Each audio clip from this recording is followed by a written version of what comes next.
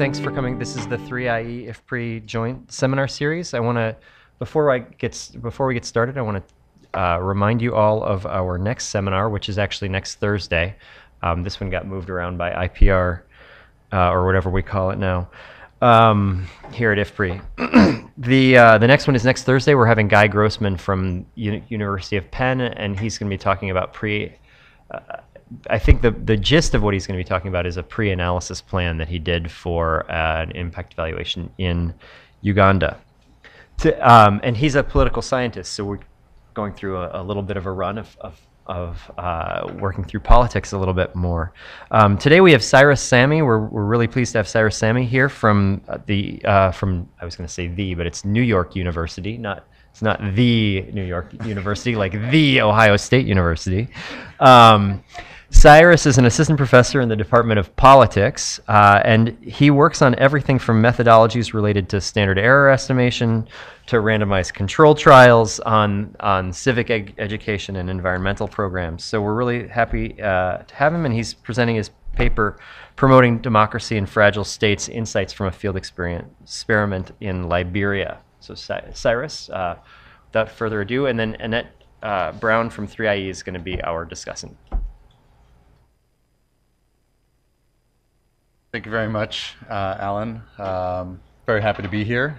So I'm typically like the type of speaker who wanders around, but I understand that we've got sort of a camera set up and microphone and everything, so I'll hang out here. If I do see like heads starting to fade a little bit, I might start using kind of exuberant arm motions to get you excited. Okay, so I'm going to be talking about joint work that I'm doing with Eric Mvukiehi, who is currently a USA Democracy Fellow. We were together in graduate school, and this is a project that we had sort of like conceived of at that time while we were doing some other research in Liberia. We've been doing work there together since 2007, actually. And this is a project that sort of we developed on our own, actually, in relation to the elections that took place there in 2011. Okay, so what's the motivation here? So, democracy promotion is a central component of external aid to fragile states. So, if you look at, for example, U.S. aid, United States assistance to fragile states, the components that go to democracy promotion per se, that is in terms of electoral assistance or party professionalization or media development, amounts to something like $10 billion a year, so a substantial amount of money. Now, of course, most of that is going to Iraq and Afghanistan, but nevertheless, a fair amount of money is also being distributed globally, on the basis of the idea that, we can help to establish more stable democratic institutions that can help not only to realize democratic aspirations of these societies, but also contribute to more sustainable peace. This type of external assistance would seem to be justified by, for example, populations and voters in these settings expressing enthusiasm for it, mostly by turning up at the voting stations, right? So, in a number of cases that listed in the paper, you see turnout in excess of 70%, which, while not 100%, is still quite remarkable given the difficulties that it takes just to get to, the polling place, particularly given low infrastructure, security issues in many of these settings as well.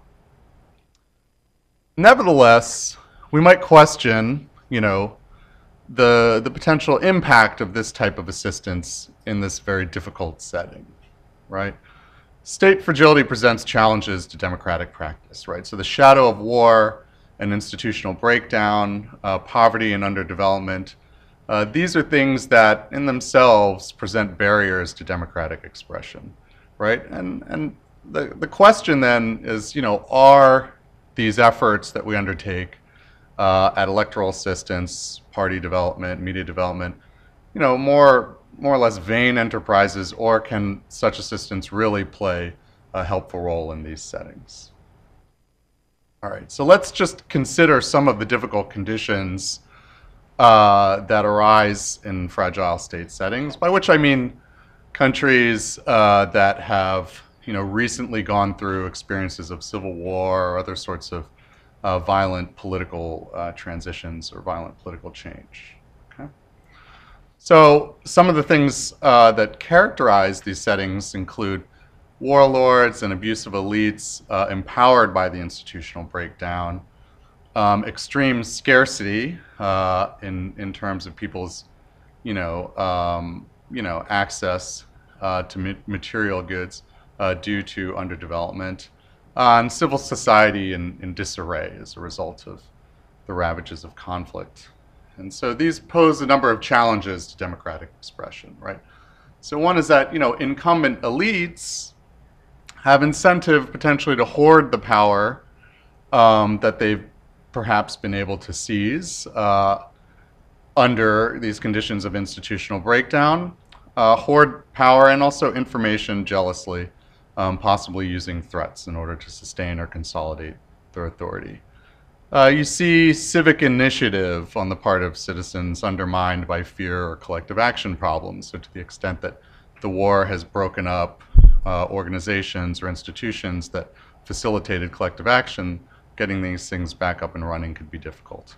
And when you add up those factors, the implication is that citizens may be denied opportunity for full democratic expression. Okay, and so third-party assistance can actually play a role here, right? Third-party assistance can help to provide security, organizational assistance, or information that the incumbents themselves don't provide. So what did we do? So our study operationalized two types of strategies. One was what we call a curriculum-based strategy, which combined a civic and rights education program. And the other was what we called a security-based strategy that we conducted in partnership with the UN peacekeeping operation in Liberia. The goal of the study was, the goal was to study the potential of these strategies to reduce electoral intimidation and fraud, enhance the quality of electoral participation and democratic expression, and help, in principle, to lock in legitimate representation. So again, the idea here is that, external assistance could come in and provide, let's say, security information that is not being provided at sufficient levels for full democratic expression endogenously or domestically, help to kind of like enhance the quality of electoral participation, and that in itself could be a sustainable impact insofar as you're able to lock in more legitimate representation. Okay, so there's sort of that's sort of the nature of the theory of change here. Our study was targeted at the Liberian countryside, and we think this has good motivation. Liberia's political instability historically, at least with respect to the recent civil wars, originates in the countryside. In addition, existing capacity of domestic institutions like the National Elections Commission or media, for example, to reach these areas is very, very low. All right, so just for those of you who aren't very familiar with the Liberian context, I'll just put a few facts out there. It's a country with a population of about 4 million people in 2010, which was when we were developing the study, and it consistently ranks at the very bottom of the Human Development Index. Now, this underdevelopment is attributable largely to two bouts of very brutal civil war that took place between the years of 1989 and 2003.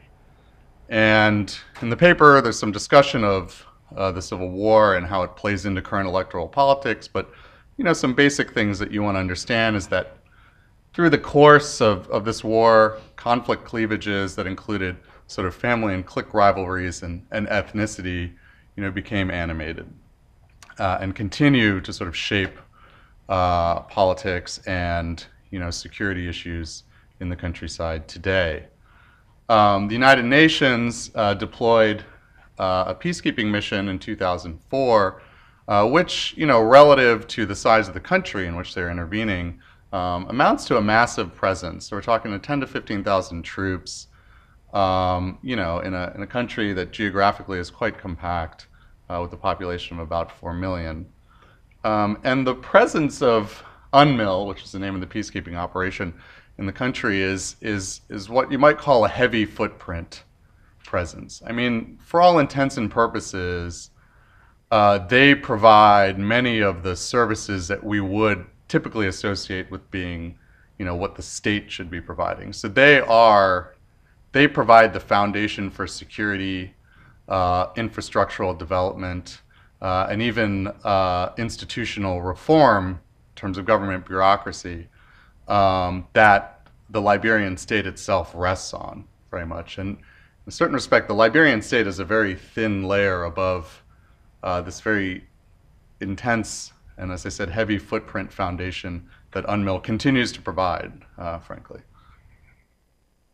All right. So in terms of elections, the first post-Civil War elections took place in 2005 and were generally successful. Okay, so the 2005 elections took place in the shadow of, I don't have up on the slide, but some of you may be familiar with the 1997 elections, which were the elections when Charles Taylor, the man responsible for much of the dynamics of the Civil War, won by 75% vote share. There were sort of phrases during the time of those elections, the famous phrase that's echoed in sort of reports and accounts of that moment where he killed my ma, he killed my pa, but I'm going to vote for him. And it was this sort of voting for stability in a situation of extreme duress that locked Taylor into power. I mean, the dynamics that flowed after that were devastating for the country in terms of the conflicts that arose that didn't peter out until 2003 or so. So the elections in 2005, people entered with a bit of trepidation, but there was a lot of international investment. The peacekeeping mission there played a very direct and strong role. And so the elections were conducted, quite peacefully, and brought into power, a new set of elites that, in certain respects, represented a qualitative transformation in the nature of governance in the country. Okay, that being the case, about 30% of respondents in a survey that Eric and I conducted in 2007, in fact, still reported that fear or having been subject to intimidation during the elections. And of those, by far the most common response was fear of party loyalists. So there was still some, insecurity, or there was still some intimidation that was operating, even if it didn't break out into overt violence. So there's still these issues that are so common to fragile states that were present here. In addition, ethnic cleavages from the conflict were reflected in the parties and also in the nature of the electoral outcomes. In particular, if you look at the way House and Senate seats were distributed. Finally, the elections pitted, Ellen Sirleaf against George Weah. Sirleaf was the head of the Unity Party, and Weah was the head of the CDC party. And the elections, like, in fact, the 2011 elections that would come about 6 years later, involved a runoff whereby in the first round, neither party managed to secure a majority. In fact, the UP scored fewer votes in the first round than the CDC, but then in the second round managed to win as the smaller parties, at least a sufficient number of them threw their support behind the UP. And that generated a significant amount of resentment among CDC party followers. And that resentment would continue into the 2011 elections. Okay, so then in 2011, we had two major electoral events. We had an August constitutional referendum and October elections, as was the case in 2005. As it turned out, the central competition, at least at the national level, was between the UP and the CDC. Other things that characterize the context of these elections include, the sort of horrific violence that followed the elections in Cote d'Ivoire and continuing political uncertainty in neighboring Guinea. And so, a year prior to the elections in 2010 or so, because of the potential for spillover from these crises in the region, there was concern about whether the Liberian elections in 2011 might be marred by violence. Okay. In addition, in the context of the Cote d'Ivoire crisis and also in the Democratic Republic of Congo within recent years, there had been some spectacular failures of the UN peacekeepers to really provide for local security. Okay, and so all of these things added up, the sort of lingering inter-party mistrust or resentments, the regional instability, and the sort of compromised position of the UN as a credible security actor, contributed to concerns about violence or fraud marring the 2011 elections. Okay, so just some photos of Monrovia.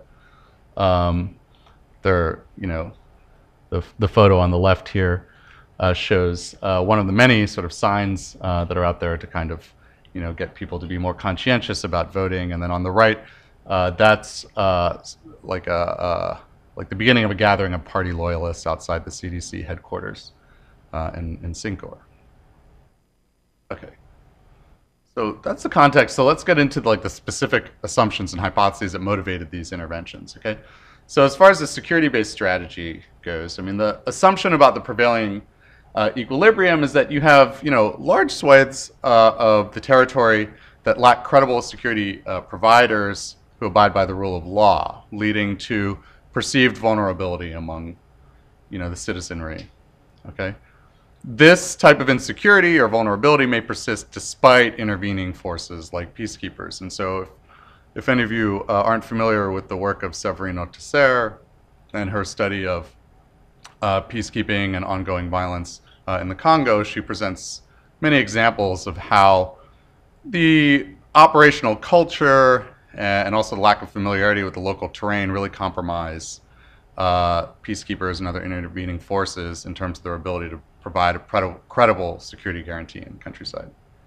And I think many of the factors that she points to in the DRC context are also relevant in the Liberia context.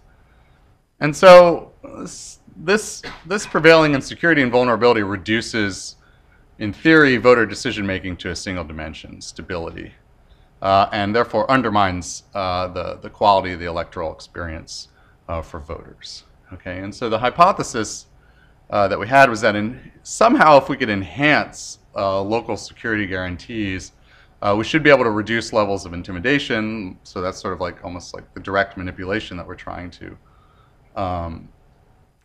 create, and thereby increase voters' enthusiasm for participation and increase freedom of voter expression from reflecting these local security monopolies that are held by, sort of incumbent elites or warlord-type politicians or something.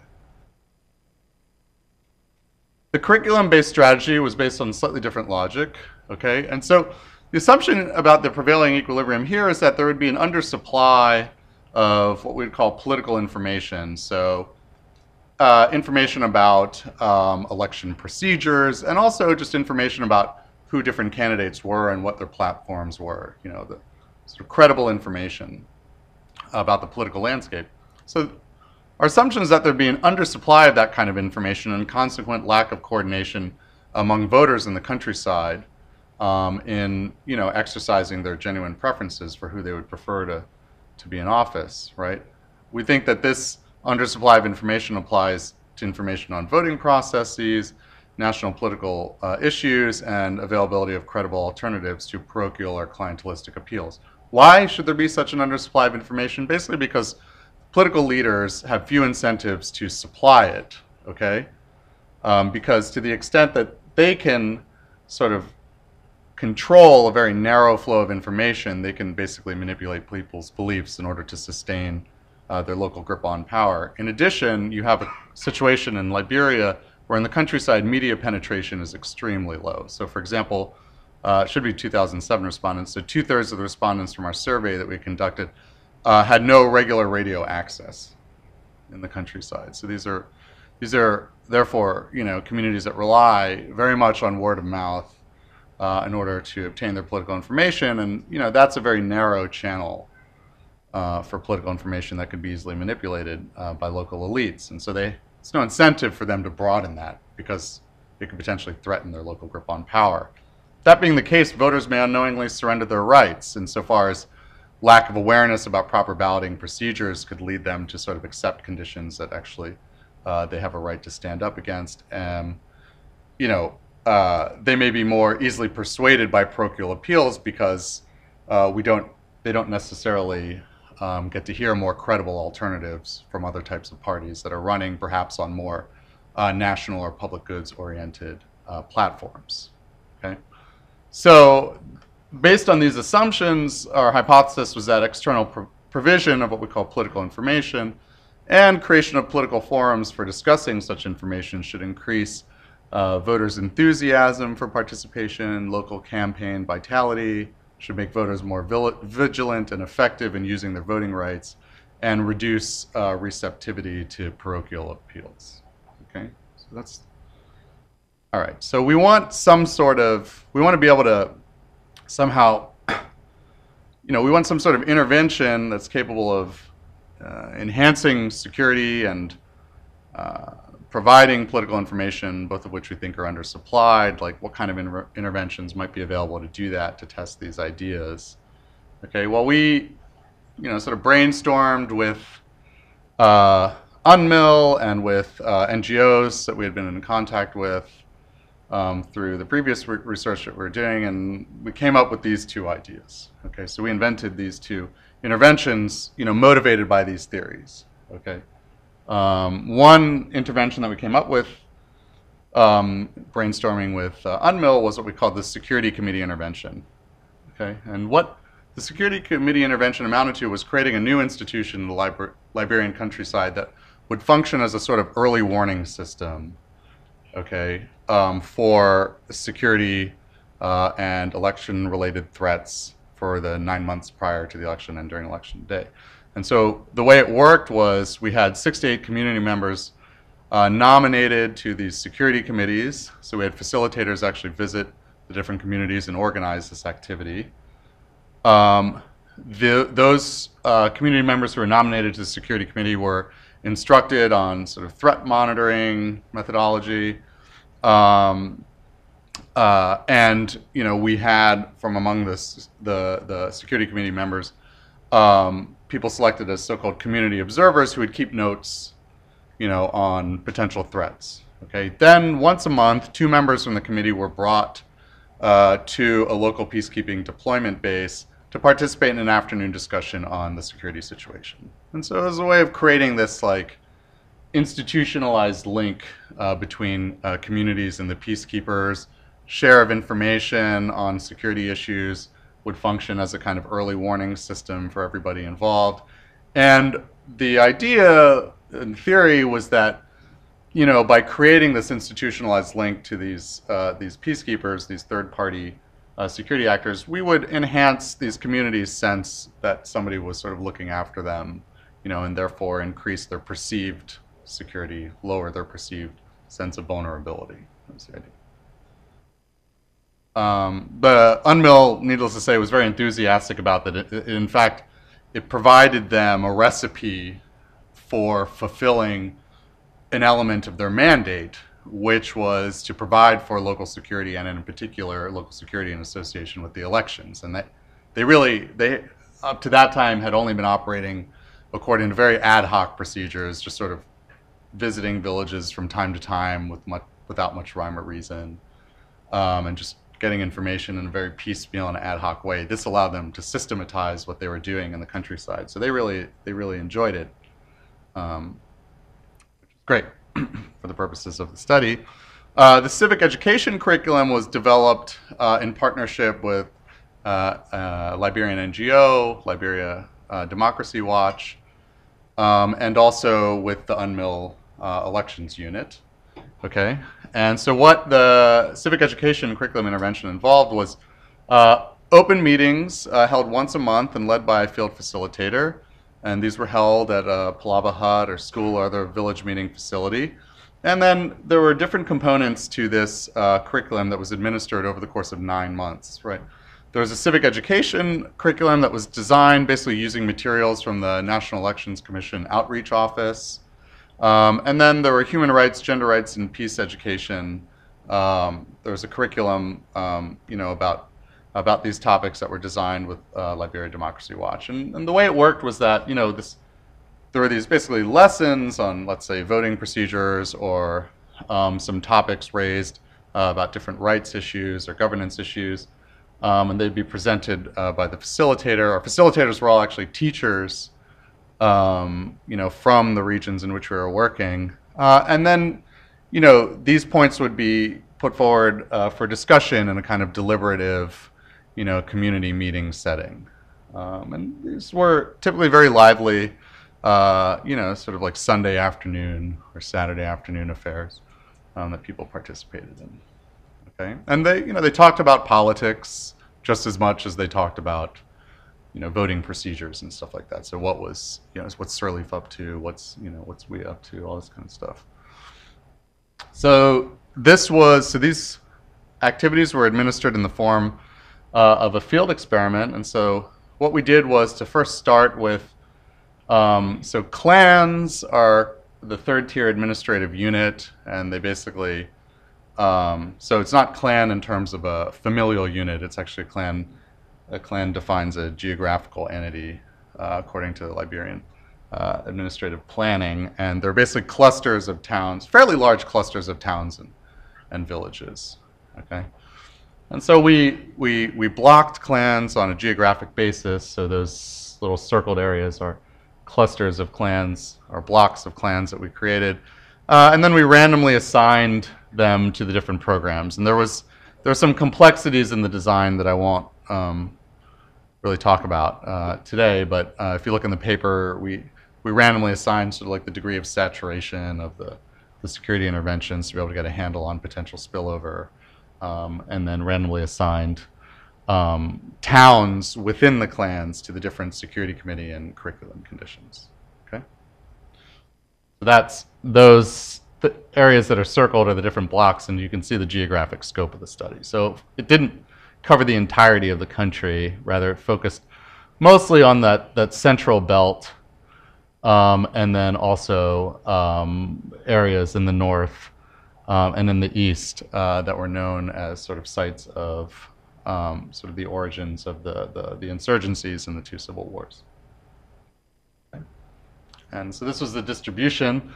So it's a little bit of a funny distribution. That has to do with the way that we did this assignment of like varying degrees of saturation of the security committees. So that's why you don't have the perfect spread, because in order to accomplish that goal, things had to be a little uneven. But that's basically the way it works. So these were the numbers so it's a cluster randomized study. So these are the number of towns, in these different conditions. And then within these towns, we then went collect data on individuals in the towns. Okay? Pretty clear on the basics of the experimental design? All right. So the timeline was as follows. From December 2010 to January 2011, we established contact with I guess basically 100 communities within which we did our activities and gained the assent of host communities. And there are only a few instances where the assent was not granted, in which case we couldn't work there. But there are only a handful of them. I think the exact number is reported in the paper. It's a very small number. Then from January through October 2011, the elections, the curriculum and security programming was going on, and we also did regular collection of village-level incident reports and things. So, bear in mind, this is like, in these communities, it's once a month over the course of 9 months leading to elections. So it's not just sort of like a one-off meeting or something. This is a regularized, you know, program that's coming in, you know, and it gets pretty deep. You know, it's a pretty heavy, well, footprint intervention, as it were. The elections took place in October on the 11th. And then we did our data collection after the first round of elections. So as it turned out, just like was the case in 2005, none of the presidential candidates won an absolute majority in the first round, so therefore there was a runoff. We made sure to do our data collection after the first round and conclude it, you know, prior to the second round elections. Okay, and so now, you know, we've gotten through all the data wrangling and everything, and now we're doing the analysis. Okay, so what are the outcomes?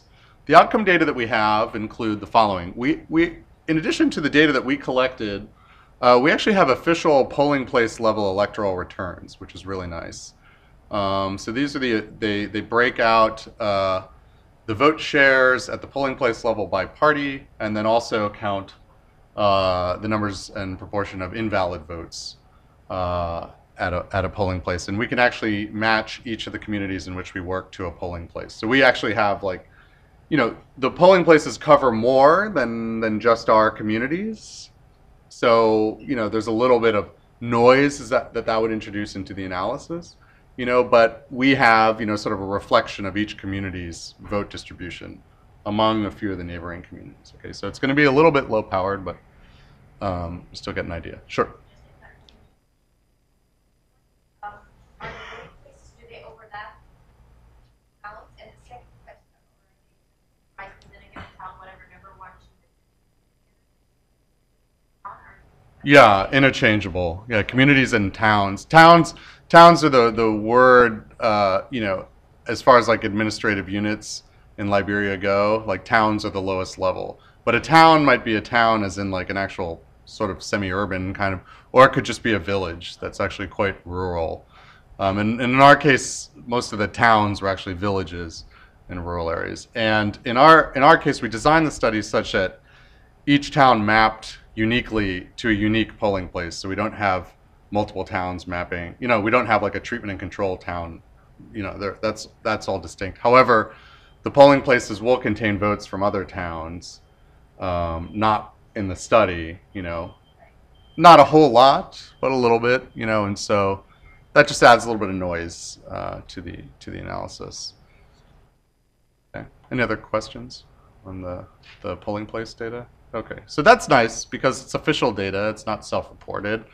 We also have our survey data on perceptions, behavior, and experiences.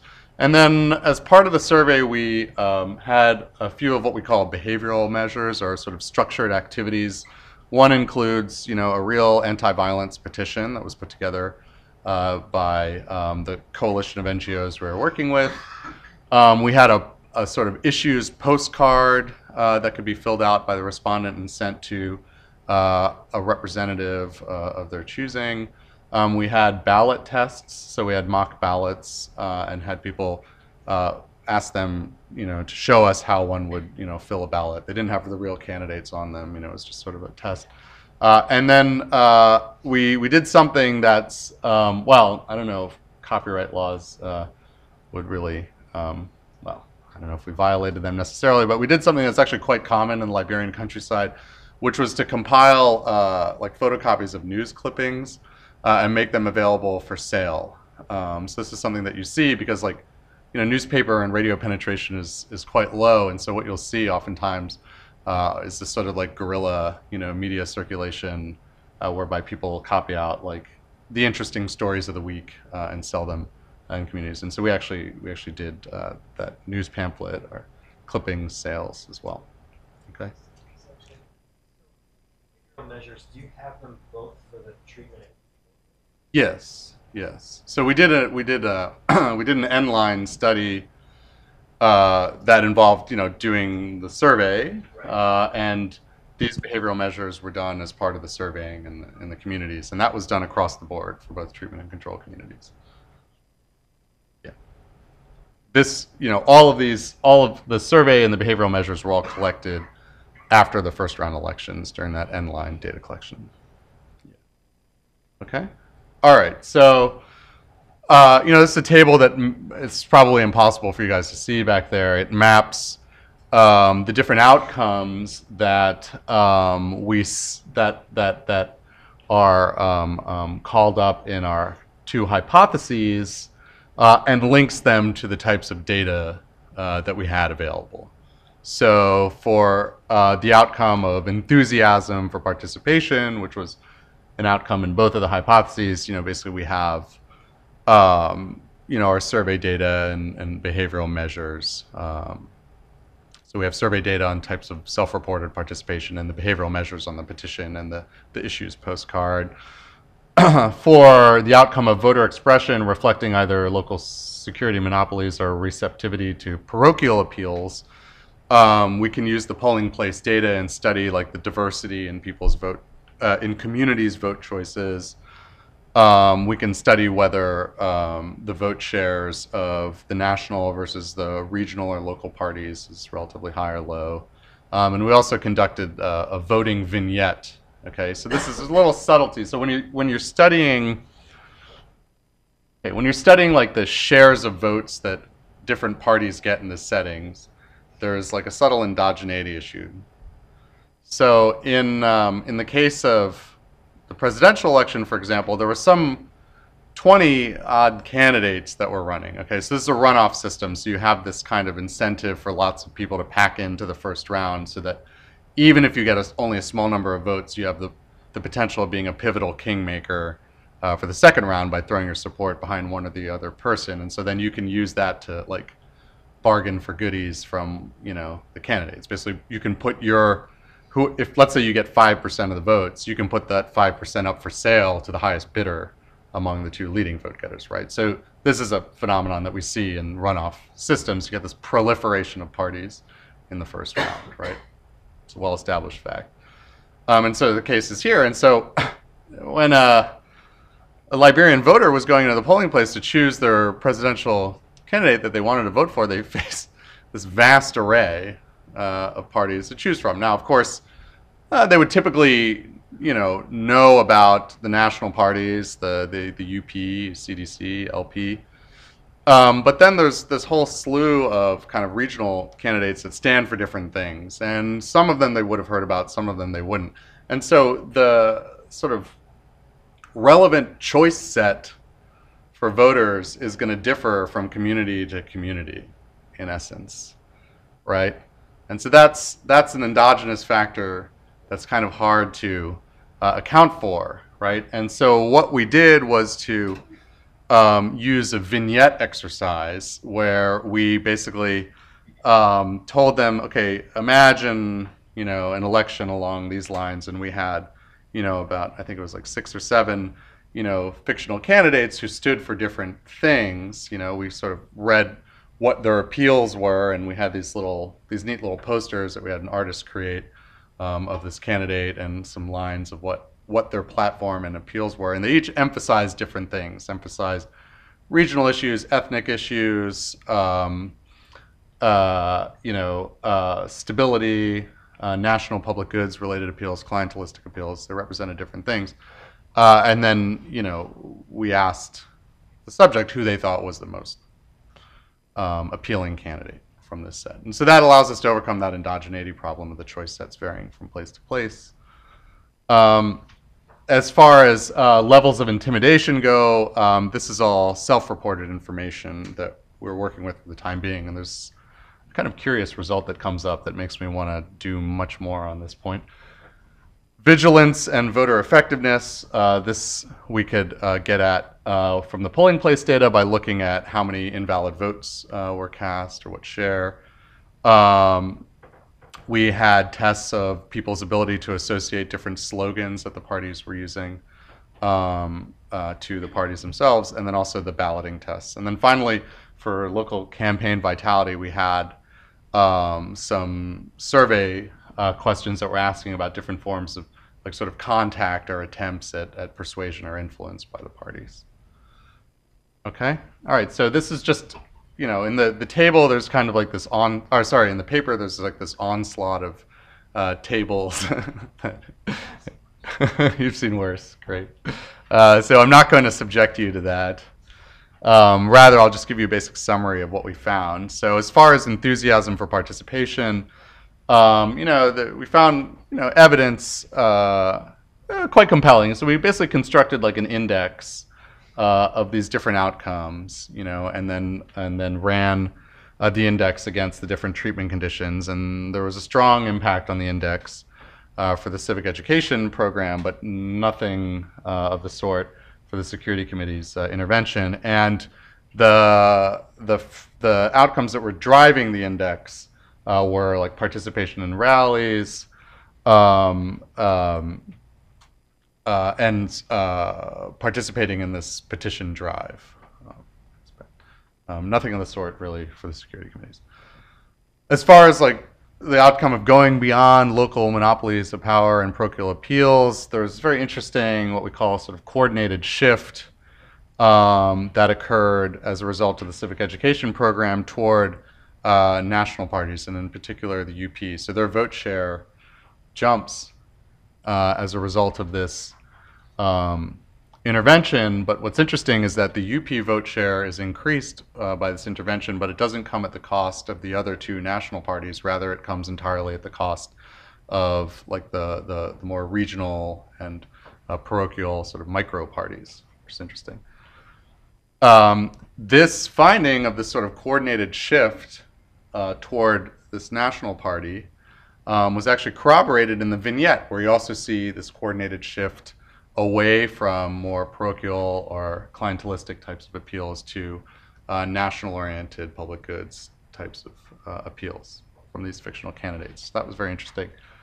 For the security committees, we saw this sort of weak increase in the diversity of party choices, but it wasn't terribly strong either substantively or statistically. Now, as far as intimidation, one thing that we found was that in the civic education communities, there was higher rates of reported intimidation, which is puzzling. So on the one hand, we could interpret this in very benign terms and say, well, look, this was an education program that focused on rights as part of it and sort of peace education as part of other things. And so what you have here are people who are either, more comfortable voicing, the presence of, or discussing the presence of this kind of intimidation, or just sort of more aware that intimidation is in fact not just the normal state of affairs, but does represent some sort of betrayal of rights. And so even if the rates of intimidation are the same in the two communities, what you just have is a higher rate of reporting because people, as a result of the education campaign, have become more aware of it and become more willing to report it. So it may not be an effect on the actual amount of intimidation that's going on, but it's just an effect on people's willingness to report that it's happening. That would be a good thing, right? Of course, it could also be the case that for whatever reason, the activities that were organized there made people more vulnerable to intimidation, and they were legitimately sort of like crying out and indicating as such. And so that's something that we really need to investigate more. I have a hard time believing that it could be the latter, but at this stage, it requires more investigation. I think it's probably has more to do with inducing a stronger willingness to report on intimidation, and seeing intimidation for what it is. Okay, that's my sense, but we want to do more. All right, as far as vigilance and effectiveness, voter effectiveness, in the civic education communities, you see, substantially fewer invalid votes in the official vote returns. That is actually corroborated by, fewer incorrectly filled ballots in the ballot test. And then you also see more, more consumption of political information as well, as measured by the news clippings thing, people's ability to match slogans to parties, things like that. In the security committees, you see a sort of weak effect on the invalid vote shares. Okay, And then as far as local campaign vitality goes, no clear results. So in both cases, in all these cases, in order to like test for these effects, we created these indices from these outcomes. It's a way of like dealing with what's known as the multiple comparisons problem. So we did that for all cases. Then what we do is look at the individual components of the indices to see what would be driving the effect. For local campaign vitality, the indices should know effects. But what was interesting in the civic education thing, there's a lot of heterogeneity from indicator to indicator. And so it wasn't just a bunch of zeros. It was actually a bunch of like positive and negatives that were all canceling each other out. So we want to do more work to figure out exactly what's going on there. Okay. All right. So the civic education intervention. Okay. So until we can really clarify what's going on with the intimidation thing, maybe I shouldn't say effective. But it had an impact. Like it induced like fairly substantial changes, in what was going on in many ways. It increased participation in ways that are indicative of more enthusiasm for participating in the electoral process. It increased coordination on national over parochial candidates. There was this puzzling finding regarding influence and intimidation, although, as I said, it may be due to willingness to report and heightened sensitivity to intimidation. So security committee intervention was quite ineffective, or really like, it was like saying abracadabra and hoping that the stock market would increase. It was like just a treatment that, just didn't seem to do anything. And that's a bit of a puzzle in and of itself. Why, There are different ideas, and we're exploring this right now. So one possibility is that the difference is due to the nature of the messengers or the manner in which the treatments were administered. And I can put some pictures up here to really give you a sense of what I mean by this. So this is what the civic education programs look like your typical civic education program. You have this like people cramming into the Palava Hut, afternoon discussion. That's actually the town chief there, and he's facing the facilitator, engaged in a discussion. You see people like enjoying themselves and really interested in the spectacle that's happening in the community. And so here's another picture of the way that type of programming looked. The facilitators would also, meet with the local, the chief and different people from the community to sort of talk one-on-one about things that were going on. And so it was like this very deep kind of engagement with the communities. Okay, this is what the security committee interventions look like, right? So you have the members of the security committees who are selected coming to the deployment base and kind of sitting in this rather formal setting. I don't know if the one participant there is asleep or if, it's very sort of formal sort of setting. Here's, pardon me? No, there's a woman here in the front, actually. But, that would also, because they were, that'd also be part of it. Giving PowerPoint presentations as like any officer, would want to do. Looking at chief, it's not necessarily chief. It's just a security committee member dressed in their Sunday finest, coming and looking at maps together. And so one wonders maybe if the differences that you see between this and this, have something to do with the nature of effects. It's one of the things that we're looking at. The other possibility is that, okay, maybe security really was a non-issue altogether. It's possible. I don't think that is correct, because we have the puzzling finding with respect to intimidation, right? And in all cases, in the security and in the control areas and stuff, the rates at which people reported acts of intimidation were not trivial. Okay, so I think there was, a sense that, there was some vulnerability. It's not as if everybody felt as if, everything is perfectly fine. There's no vulnerability at all. I think there was some feeling of vulnerability that was going on. Okay, and so that being the case, the question is that whether the peacekeepers or the nature of the intervention simply failed to create a credible,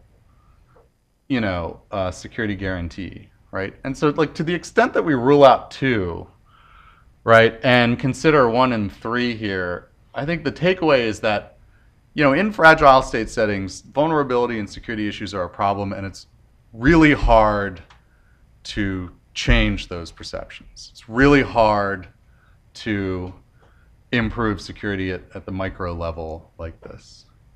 Just having peacekeepers there, if they're not necessarily seen as the most credible forces, is not going to dramatically change the circumstances. So it's a really hard variable to try and move, is where I'm sort of leaning, but we're working on it. Okay, so let me just wrap up here. So the results provide some justification for democracy assistance in the form of civic education and capacity building. At least if the benign interpretation of all the results here holds, there's a sort of demonstrated effectiveness.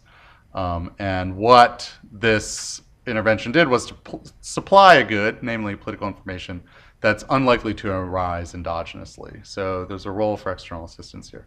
For the security intervention, so as I said, the UN partners, they were very content to collaborate with us. People enjoyed the interaction. They marveled and delighted at the idea of visiting these deployment bases and stuff like that. It was great. But there was no effectiveness demonstrated.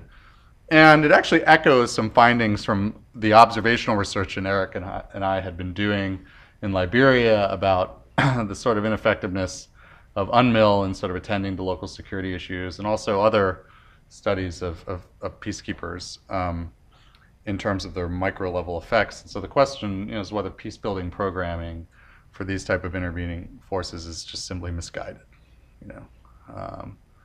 That's one of the conclusions that sort of comes to mind. This is that question.